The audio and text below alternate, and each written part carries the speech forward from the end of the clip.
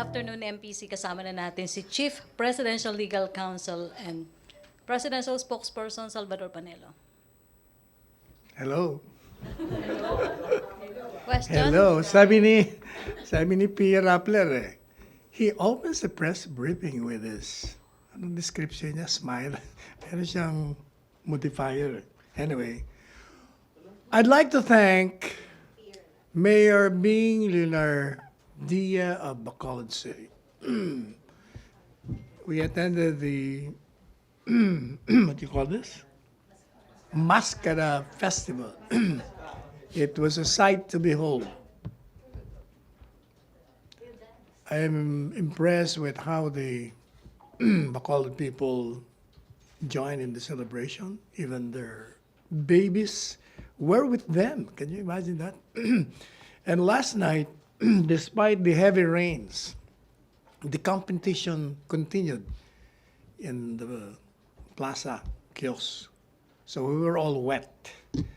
But given the spectacular program with all those beautiful, eye-catching costumes and masks, ubod talaga ng ganda. Kahit na nabasa kami lahat, okay lang. And I understand pala what do you call this? The football team of Bacolod is the leading, not basketball, baseball team.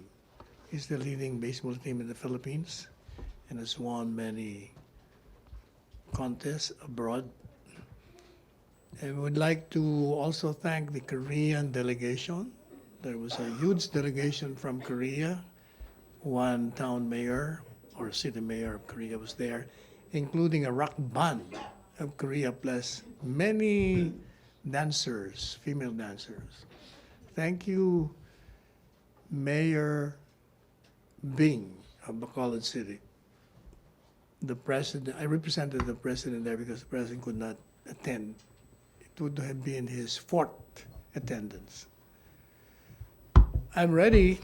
Joyce Balancio, Maricel, paabot ng Good afternoon, sir.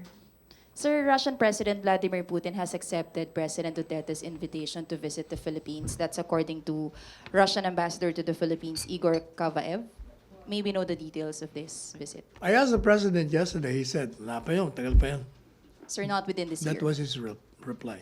Not within this year, sir. I'm quoting him, exact words. Tagal pa yun. Okay. On another topic, sir, may Chief PNP na po ba na napili si Pangulong Duterte? Wala pa yata. Hindi pa ina-announce. Will he be announcing before he leaves for Bangkok? Let's see. Thank you, He sir. may not. Thank you, sir. questions. MPC. Ace and then Rosalie. Sec, may we just get a Malacañang statement on the confirmation that ISIS leader Abu Bakr al-Baghdadi is dead? Is that confirmed? Yeah, President Trump announced the death of the ISIS Then leader. that's good news for countries who have been terrorized by the ISIS.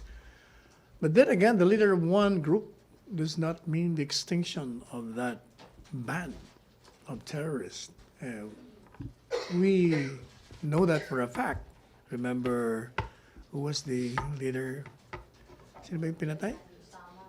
Si Obama. Look at Obama lang din. Osama rather. Osama, Obama. Sorry, sorry, President Obama. Osama bin Laden. Okay. Si Osama bin Laden. Okay, Sec, I apologize. what do you think are the implications of this development considering that the President said yung ISIS nga na-penetrate na yung Mindanao? Ano yung nakikita nyo implications nitong development na to sa Mindanao and overall sa security ng bansa? Well, as I said, the death of the leader doesn't mean the extinction of that group. But then, it may also cause discouragement on the part of the terrorist groups. But as far as we're concerned, whether the leader dies or not, we will secure that part of our country from them.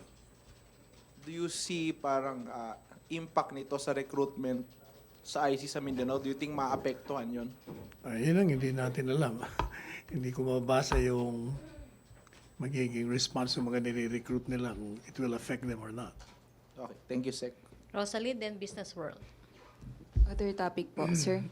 Sir, may contingency plan na po ba o may specific instruction si Pangulong Duterte sakaling magtuloy-tuloy yung pagbaba po ng level sa Angat at Ipo Dam? Wala siyang nabanggit kapon. But I suppose the people involved in that problem are doing measures to prevent the evolution of a major crisis on water. Sir, pwedeng makakuha ng particular measures na ginagawa po ng particular We'll have to government ask them, agencies? the managers involved. Sir, natanong na po ito sa inyo over the weekend, pero for soundbite purposes po, ang sinasabi po ng mga militanteng grupo, may mga ginagamit daw po ng gobyerno yun pong usapin tukol po sa water crisis para i-push yun pong Kaliwa Dam project. No, I don't think so. Remember we said then that there have been oppositions on the project and there's been probe on the matter. We do not know the findings of that investigation. Thank you, sir. Tungkol sa water. Water and then si Francis muna and then si Lorena tungkol sa water din. Hi, Sec. Yes. Sino ba? Sige. Sir, follow-up lang doon sa water. Kasi at least 3 senators po, pro-government senators, si Senator Bongo, Francis Tolentino, and Aimee Marcos said, asking for accountability dun sa mga water concessionaires, considering nga na ito may napipintong water crisis nga sa Metro Manila. Ano bang ng Malacañang, sir? Kasi earlier, di ba sinabi ni Presidente, baka patawan ng mga parusa or he's thinking of parang tanggalin yung kontrata or sa water concessionaire, sir, sa Maynila and Malinat Water. I suppose the fact that they have not undertaken corrective measures that will prevent the evolution of this upcoming crisis again would be a factor that would make the president decide on drastic action against them.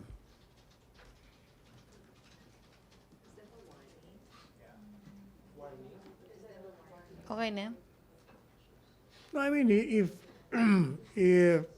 indeed they have not done anything, despite the fact that there was a crisis before, and now it's being repeated again, then the president may consider that factor. Si Lorena. Sir, regarding the Kaliwa Dam, do you agree that there's really a need to push with that project to As alleviate I the said, situation? there has been a probe, and there is an ongoing probe, and we do not know yet the findings. So we still have to There wait has been for criticism against this project coming from the inhabitants there, as well as with respect to the terms. Parang mas mahal yata sila kaysa dito sa Japanese. So right now, kahit i-shelve muna yung project, How's that? i-shelve muna po yung project, hindi muna siya ituloy. Hindi, Considering that, iniimbestigahan pa nga, di ba? Ang alam ko yung Japanese firm wrote us a letter and cited many reasons why the present project is not to the advantage of our country and the residents there. And I refer the letter to the appropriate departments, and I have not heard from them yet. What is their so take So the government could still rescind the contract with the Chinese government or whichever Chinese company Well, is doing if that. the findings show that it is indeed disadvantageous and against the interests of the people there, then it can be rescinded. But don't you think it would cause irritant between the Philippines and China, considering that the project was signed during the visit here of President Xi Jinping? Even so, if the findings will show that it is against the interests of our country, I'm sure the Chinese government will understand, as it would do the same if it was placed in the same situation. Does the government have any time frame as to when the result of that investigation could come out so that we could somehow come up with another proposal, if ever, for that particular project? We will wait for their findings. Walang time frame. Wala. Okay, still on water, Julie and then Ina. Sir, just to clarify something you said earlier, you said that the authorities involved have not undertaken any actions to prevent. No, I didn't say that. I You said said it, if, sir. if, Okay. if they have not, Okay. and the consequence of that is this looming water crisis again, then they have not done anything. And that factor may compel the president to do something drastic against them. Okay. Sir, given that we are experiencing this second water crisis in a year, do you feel that whatever the said agencies have done to address the problem that occurred in March was not enough? Oh, obviously, otherwise there would not be a looming crisis. Factually, sir, ano po yung alam nyo na ginawang steps? I do not know. I have no personal Okay, knowledge. sir. Have you talked to the president about his thoughts on this? We didn't talk about it. Okay, thank you, sir. Okay, Ina and then Ace. Oh, by the way, the president mentioned something about his health. Because I asked him directly, "How's your pain, Mr. President?" If I'm not mistaken, his response was, "The pain is only 1/4 now. The 3/4 gone." And also coming from the First Lady said that the president had, ano tawag doon yung treadmill. Treadmill. Nag-treadmill doon siya kahapon. And he's supposed to be here because he has some activities this afternoon. Sir, can you be more specific on what drastic measures the president could take? Well, di ba sabi niya, either tanggalin niya yung kontrata. May binanggit siyang gano'n noon. Make them accountable as suggested by the 3 senators you mentioned earlier. Sir, the last time there was a water shortage, the president felt frustrated because he had to directly intervene at that time. Yeah. Do you have a message to water concessionaires to, hihintayin pa ba nila ulit na gawin ni Presidente yon? Na wag nila dapat hintayin? Well, the message again is shape up or shape out. Shape out. Shape up or shape out. Yun naman ang message palagi ng Presidente. Hindi nyo kaya, malis na kayo. Thank you, sir. Okay, Ace and then Raymond.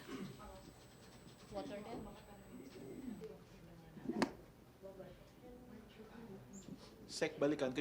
Yung drastic measures include yung revocation ng deal. Ano pa, Sec? Yan yung, kung ano yung mga binanggit ni Presidente noon.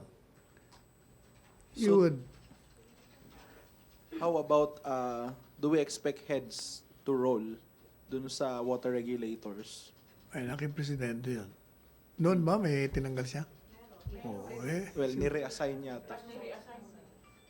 So, do we expect him again to call yung water concessionaire officials and then yung MWSS? Parang ginawa niya doon, di ba? Binigyan niya ng I will dressing. ask him this afternoon kung Okay. anong gagawin niya for that crisis. Thank you, Sec. Okay, Raymond.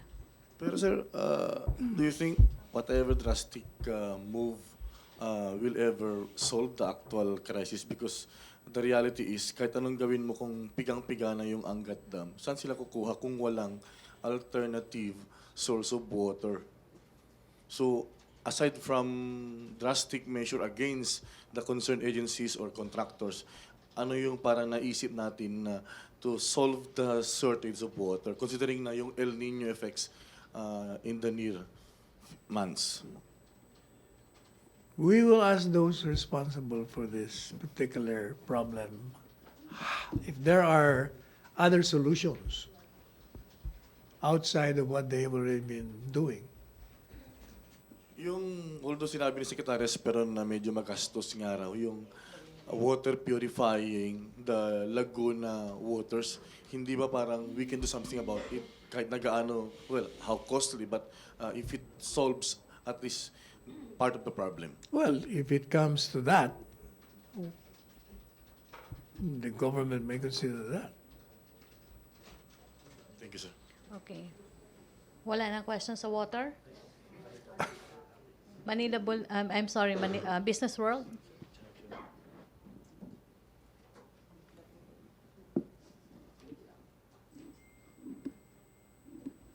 Hello, going back to hello, sir. Going back to Russian Ambassador Kovaev, sir. Sir, last week, the Russian ambassador to the Philippines said that they are proposing a joint venture with the Philippines in producing small arms and light weapons so the Philippines can export their own weapons. Does the Malacañang have any comment regarding that? Any suggestion relative to that will be always under study by the military as well as the National Security Advisor. Pero sir, has Duterte expressed any comment regarding, of course, Russia's interest in helping the Philippines develop its defense industry? You mean has President Duterte, not just Duterte? Yes, sir. Yes. Has he expressed any comment? Because of course he respects. I have not President heard Putin. yet of any comment. Okay, But sir. it's a good time for me to ask him about this later this afternoon. Sige, thank you, sir. Got questions? MPC? Si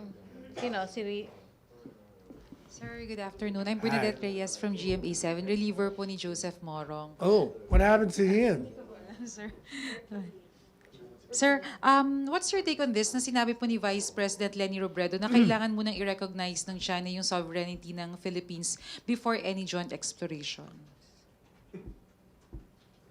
What, di ba nire-recognize ni China? Parang hindi ko. Over the West Philippine Sea. Kuminsan kasi si BP Leni, parang divorced from reality kung mag-statement eh. Kagaya nung sa war on drugs. Sabi niya, failure. Tapos kumambyo siya ngayon. Hindi naman daw yan ang ibig niya sabihin. Hindi ko na maintindihan kung anong gusto niya sabihin. But to respond to your question is whether or not, ano nga uli yun yan? Whether or not the joint exploration should push through even if our sovereignty is not yet recognized by China in relation to the West Philippine Sea? Well, in relation to the West Philippine Sea, we know that China is not recognizing our rights over there. In fact, they are saying that it's theirs. But nevertheless, they're open to negotiation. So, if it's open, then we will proceed, provided the terms are to our favor. Okay, Nestor? Sir, just a follow-up. The Vice President said that that should be one of our most basic demand, that before we enter into any contract with China, they recognize first our ownership and sovereignty over those areas, referring to these disputed areas in the West Philippine Sea. She's entitled to her opinion. As far as this president is concerned, in this country, we will move with respect to our foreign policy on the basis of whether it is to our interests and whether or not it will boost the development leading to the progress of this land. So the joint exploration will push through whether or not China will recognize. The president, remember, the president said that, and China is open to that, and in fact would, or agreeable to the 70-30 or 60-40, 60-40 sharing. May follow-up, Chona? No more questions? Or Rina? Secretary, opo. Sir, si Mayor Navarro po ba, natanggal na po ba siya dun sa narco list? What's the latest on Well, that? what I read is that he talked with the president. But regardless of whether he is involved or is not involved, as I said in my statement, we condemn any kind of extrajudicial killing. We cannot allow this situation occurring in our country. There are processes, and the law must be observed on this. Especially because Navarro, the late Mayor Navarro, was killed under the watch of the PNP. He was being brought for inquest, I think, in connection with a case. And he was ambushed. To my mind, that's done with impunity.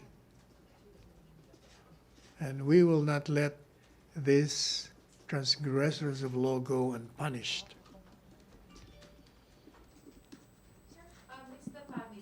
It's the family who's claiming that Mayor Navarro is already off the list of the narco list of the president. I don't know the reason. I really don't know. We should ask the PNP and the PDEA. Okay, thank you, Bernadette. Follow-up? Okay, Maricel. Microphone. Hi, sir. Good morning. Sir, Good just a quick follow-up on the President's health. Sabi niyo po kanina, the pain is 1/4 now. So wala na yung Parang 3/4 kung hindi ako nagkakamali before. kasi magulo yung linya, but parang yun ang dinig ko. And ano po In yung other words, kwento- there was a considerable easing of pain. Otherwise, hindi sana tutuloy sa Bangkok trip. Tsaka hindi na sana nag-treadmill yun. But he's still taking the pain reliever. I think so, yes. Mhm. Sir, ano yung plano ni Presidente this coming Undas? Will he be going back to Davao Yes, before he will visit the graveyard of the parents.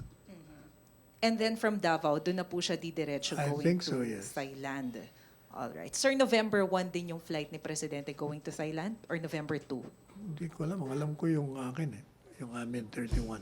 Pero yung sa kanya, but usually ganun si Presidente, a few hours lang nauna yung delegation. Okay. Sige, sir. Thank you. Okay, last question na tayo kay Raymond. Ikaw.